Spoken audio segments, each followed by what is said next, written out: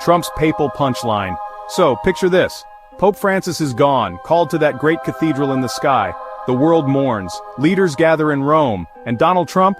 Well, he's got jokes. Not just any jokes, mind you, jokes about becoming Pope. Yes, that Pope. It's outrageous, it's absurd, it's classic Trump. And honestly, the internet went bonkers. Add fuel to the fire? Senator Lindsey Graham, never one to miss a viral moment, chimed in with his own hilarious take. Suddenly the internet was awash with memes, jokes, and even AI-generated images of Pope Trump. This wasn't just another day in the news cycle. This was a full-blown internet circus, with Trump as the flamboyant ringmaster. But why? Why did this joke, this outlandish, impossible scenario, capture everyone's attention? Well, grab your holy water and your sense of humor, because we're about to dive into the wild world of Trump's papal ambitions. It all started in Rome. Pope Francis passed away in April 2025, drawing world leaders to the Vatican, including Donald Trump and Melania. The mood was somber, the moment historic. Then Trump joked to reporters, "I'd like to be Pope.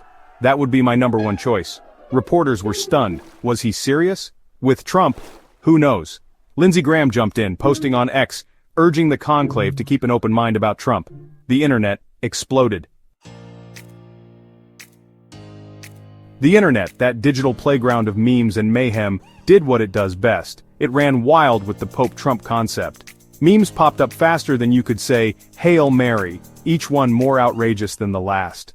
There was Trump, photoshopped into papal robes, blessing a cheeseburger. There he was again, building a wall around heaven, presumably to keep out those pesky Canadians. And who could forget the AI-generated images of Trump leading a conclave of cardinals, all sporting "Make America Great Again" hats? The jokes wrote themselves. Vatican Yelp reviews are about to get interesting, one user quipped. Forget holy water, another chimed in. We'll be getting Trump-branded holy hairspray. People imagined Trump tweeting papal decrees like "Thou shalt not be a loser," and holding mass rallies in St. Peter's Square. The reactions were as diverse as the internet itself. Some found it hilarious, a much-needed dose of absurdity in a world often too serious. Others were appalled, decrying the disrespect to both the Catholic Church and the office of the Pope.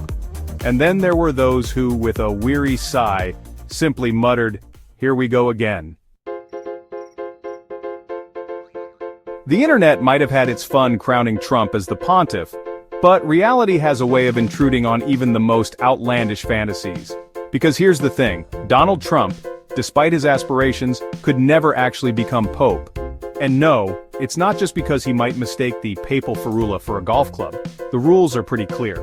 To be elected Pope, you need a few key qualifications.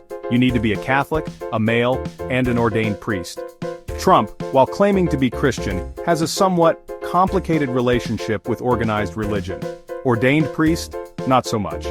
But even if, by some miracle, Trump did manage to meet the basic requirements, there are still centuries of tradition and protocol standing in his way.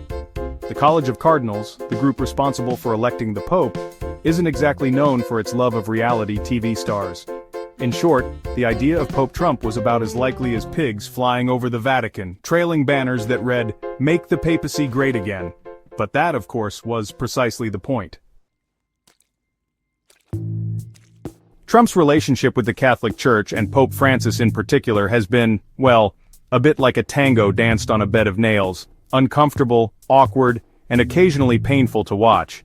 Back in 2016, when Trump was just a presidential candidate known for his fiery rhetoric and even more volatile hair, Pope Francis famously questioned his Christian values regarding his stance on immigration. Trump, never one to take criticism lying down, fired back, calling the Pope's comments disgraceful. It was a clash of titans, albeit titans of very different domains. One preached love and compassion, the other, well, let's just say his message was a bit more divisive. This back and forth wasn't exactly a surprise. Trump, throughout his career, has often used religion as a political tool, appealing to his base while simultaneously alienating those who found his brand of faith a bit too transactional. So when Trump joked about becoming Pope, it wasn't just a funny quip, it was a reminder of his complicated history with the Church, a history laced with both reverence and rivalry. Trump's papal aspirations, as outlandish as they were, revealed something deeper about the man and his approach to politics.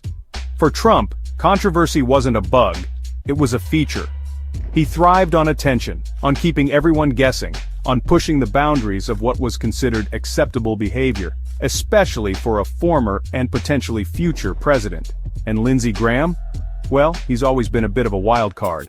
A skilled politician with a penchant for the dramatic, Graham has in recent years become something of a Trump whisperer, a loyal ally who somehow manages to walk that tightrope between supporting the former president and maintaining a semblance of independence. His tweet about Trump as Pope, then, wasn't just a joke. It was calculated to get a rise out of people, to keep the Trump name in the headlines and perhaps even to endear himself further to the former president and his loyal base. After all, there's no such thing as bad publicity, right? Especially in the age of social media, where outrage often translates into clicks, shares, and ultimately, influence. Let's be honest, the best part of the whole Pope-Trump saga was the internet's reaction. The memes were legendary, the jokes funnier than a stand-up routine at the Vatican. Here are just a few gems. And on the 7th day, he created the Big Mac. Breaking Vatican announces new dress code. All cardinals now required to wear red Make America Great Again hats. What's the difference between Trump and the Pope? The Pope only needs 10 people to show up to hear him speak. The internet, in all its chaotic glory, managed to turn a potentially offensive joke into something lighthearted, even cathartic. It was a reminder that even in the face of absurdity, sometimes all you can do is laugh. Trump's fleeting papal ambitions, though fictional, revealed something crucial about our digital age.